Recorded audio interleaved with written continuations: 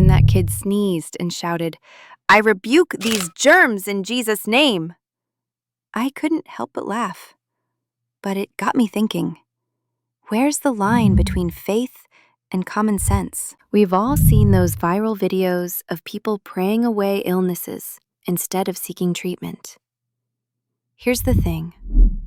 Throughout history, faith and medicine have actually worked together. The Bible talks about physicians and remedies alongside prayer. True faith doesn't ignore practical wisdom. It embraces it. God gave us both prayer and medicine. So, next time you're feeling sick, go ahead and pray. But maybe take that medicine too. Your body will thank you. And I promise, Jesus understands.